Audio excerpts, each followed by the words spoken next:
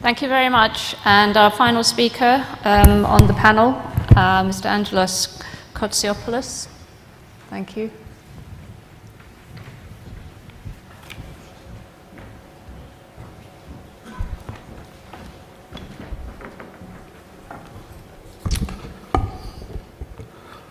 Αξιότιμοι κυρίες και κύριοι, σήμερα όλοι αναγνωρίζουν πλέον ότι η δυναμική της εξωστρέφειας της ελληνικής οικονομίας αποτελεί το καλύτερο όπλο της χώρας μας για τον δρόμο που αποφάσισε να ακολουθήσει και δεν είναι άλλος από αυτόν της ανάπτυξης. Οι εξαγωγές είναι ένας από τους βασικούς πυλώνες που μαζί με την ναυτιλία και τον τουρισμό αποτελούν την αιχμή του δώρατος για την επίτευξη αυτού του κρίσιμου στόχου.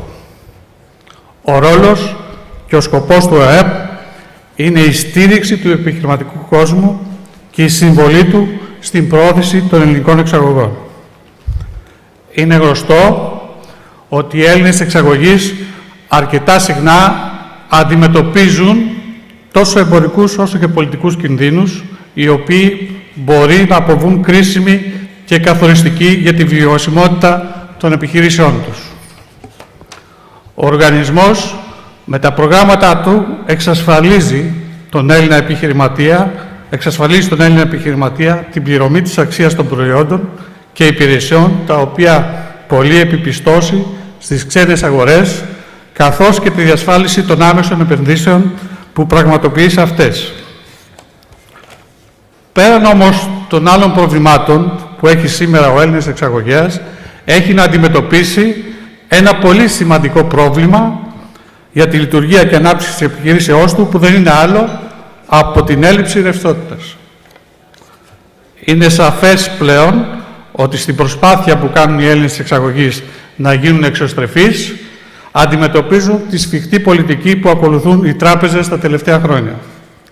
Σε αυτό ακριβώς το σημείο, ο Οργανισμός Ασφάλισης Εξαγωγικών Πιστώσεων, με τη σημαντική στήριξη που του παρέχει το Υπουργείο Ανάπτυξης και Ανταγωνιστικότητας, έρχεται να δώσει λύση ανάσα στους Έλληνες εξαγωγείς, παρέχοντάς τους το πρόγραμμα Εξωστρέφεια. Το πρόγραμμα Εξωστρέφεια έχει σαν κύριο σκοπό την αποτελεσματική στήριξη των ελληνικών εξαγωγικών επιχειρήσεων και κυρίως των μικρομεσαίων, που αποτελούν και τη ραχοκοκαλιά της ελληνικής οικονομίας. Δίνει δηλαδή την ευκαιρία στους Έλληνες εξαγωγείς να διασφαλίσουν τις εξαγωγικές τους πιστώσεις, αλλά και να αντιμετωπίσουν το πρόβλημα ρευστότητας. Συνοπτικά, για αυτό το τόσο απαραίτητο και συνάμα καινοτόμο χρηματοδοτικό εργαλείο, θα μπορούσαμε να πούμε ότι το πρόγραμμα Εξωστρέφεια αποτελεί στην ουσία έναν άριστο συνδυασμό ασφάλισης και χρηματοδότησης των εξαγωγικών πιστώσεων που παρέχουν οι Έλληνες εξαγωγείς στους αγοραστές πελάτες τους του εξωτερικού. Ασφαλίζει εμπορικούς κινδύνους και υλοποιείται με απλές και σύντομες διαδικασίες. Επίσης, το πρόγραμμα Εξωστρέφεια προσφέρεται μέσω στενής συνεργασίας του ΑΕΠ με όλες σχεδόν τις τράπεζες, με τις οποίες ο οργανισμός έχει υπογράψει σχετικές συμφωνίες συνεργασίας. Οι εξαγωγικές εταιρείες που ασφαλίζονται στον ΑΕΠ και εντάσσονται στο πρόγραμμα Εξωστρέφεια μπορούν να χρηματοδοτηθούν από την τράπεζα της επιλογής τους με ποσό που αντιστοιχεί στο 80% της αξίας των ασφαλισμένων από τον ΑΕΠ τιμολογίων, με ανώτατο ανακυκλούμενο όριο ανεξαγωγέα το 1 εκατομμύριο ευρώ για διάρκεια πιστώσεων από 1 μέχρι 4 μήνες και με ευνοϊκό επιτόκιο, το οποίο σήμερα είναι 6%. Οι τράπεζες που χρηματοδοτούν τους ασφαλισμένους στον ΑΕΠ εξαγωγής δεν απαιτούν εμπράγματες ασφάλειες, δεδομένου ότι ο ΑΕΠ έχει καταθέσει σε κάθε μία από τις συνεργαζόμενες τράπεζες, μετά την υπογραφή της σύμβασης, ένα συγκεκριμένο ποσό, από το οποίο η τράπεζα αποζημιώνεται σε περίπτωση που δεν υπάρξει εξόφληση των τιμολογίων από τους αγοραστές του εξωτερικού. Εκείνο όμως που κάνει το συγκεκριμένο πρόγραμμα όχι μόνο σημαντικό, αλλά και ξεχωριστό, είναι το γεγονός ότι σε περίπτωση ζημιάς, ενώ στην ασφάλιση πρέπει να παρέλθει ο χρόνος, το δίμηνο, τρίμηνο, τετράμηνο, ανάλογα με την περίπτωση, για να διαπιστωθεί ο κίνδυνος και η ζημιά και κατόπιν να κινηθεί με εξώδικα ο ίδιος εξαγωγέας, στο πρόγραμμα εξωστρέφεια αυτό δεν ισχύει. Και αυτό γιατί? Γιατί ο εξαγωγέας κρατάει το 80% που ήδη έχει εισπράξει και μάλιστα σε ελάχιστο χρόνο από τη φόρτωση των προϊόντων του και ο οργανισμός αναλαμβάνει να κινηθεί δικαστικά κατά το ξένο αγοραστή για την ίσπραξη ολόκληρης οφειλής. Ο Οργανισμός Ασφάλισης Εξαγωγικών Πιστώσεων στηρίζει δυνατά και με συνέπεια τους Έλληνες εξαγωγείς, προσφέροντας σαφείς και ανταγωνιστικές λύσεις στην ασφάλιση και χρηματοδότηση των εξαγωγών τους. Με τη στήριξη και την άψογη συνεργασία που έχει με το Υπουργείο Ανάπτυξης και Ανταγωνιστικότητας και με την όθηση που δίνεται για την ανάπτυξη της ελληνικής οικονομίας, που τα αποτελέσματά της ήταν ιδιαίτερα εμφανή στο άμεσο μέλλον, ο οργανισμός συνεχίζει να είναι αρρωγός σε κάθε βήμα του Έλληνα εξαγωγέα, αναβαθμίζοντας συνεχώς τις υπηρεσίες του και εξυγχρονίζοντας τον τρόπο λειτουργίας του, με κύριο στόχο να συμβάλλει από πλευράς του στη συλλογική προσπάθεια που κάνει η χώρα μας, ώστε να φτάσει στο μέγιστο εκείνο σημείο που θα απολαμβάνει την αναγνώριση που της αξίζει. Γιατί οι Έλληνες και άξιοι είμαστε και μπορούμε. Σας ευχαριστώ πολύ.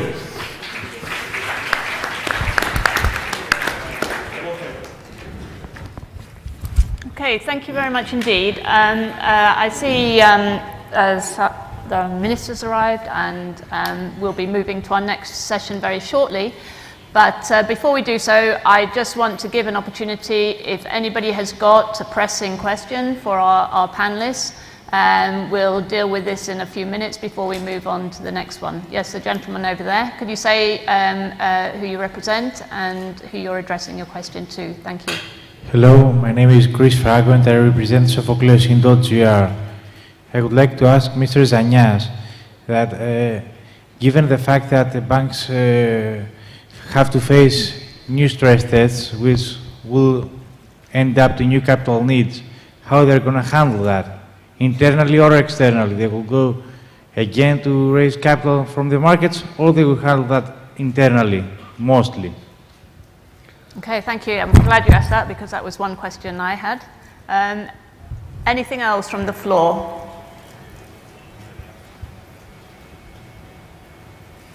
Yes? Quick question for Thomas. There's a mic coming. A quick question for Thomas. What would you see as one of the most likely excuses for Greece as to why they wouldn't want to act immediately on international accounting standards?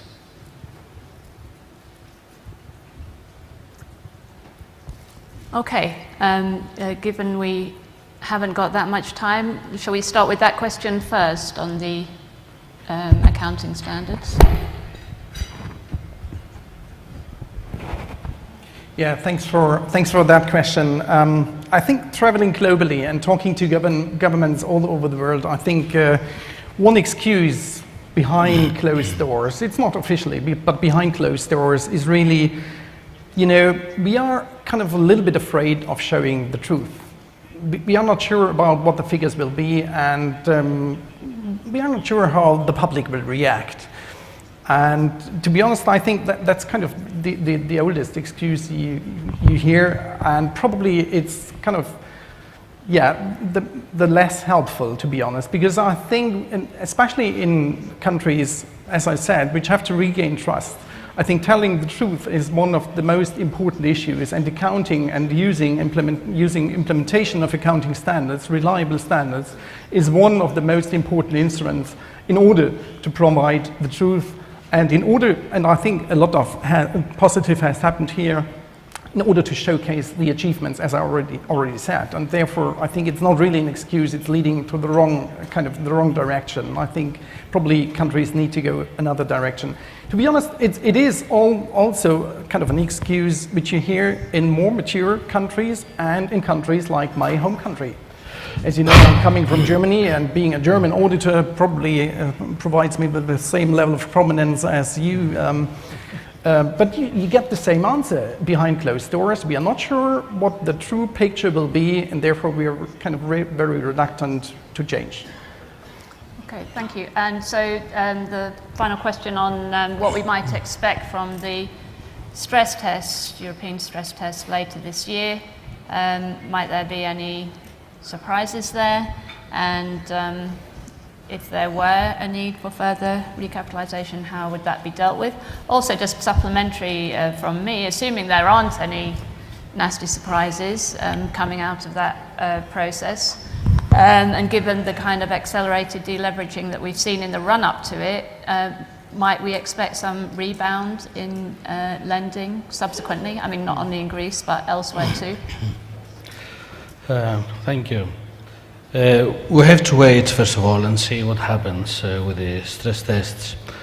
But I would agree with the journalist that asked this question, that you cannot have capital rises every 6 months, because each time you dilute the previous shareholders. About a year ago, we had a capital rise. 2 months later, the BlackRock comes, and we have another stress test, and we just had another recapitalization of the banks, and now in a few months we're going through a new test. I think at least the first two stress tests should have been amalgamated, really, because you cannot dilute every time your shareholders. The good thing is that, as I said when I spoke, there is a significant buffer. I hope it is sufficient, but nobody can tell, only the ECB can tell whether this is going to be sufficient. In any case, the Greek banks have faced many surprises during the past few years. We have dealt with all of them, and now that things are improving, we will deal with this also. Okay, thank you very much. And I'm going to end it there, unless Douglas, you wanted to add anything. Thanks very much to all our panelists this afternoon. If you can give them a round of applause. Thank you very much, gentlemen.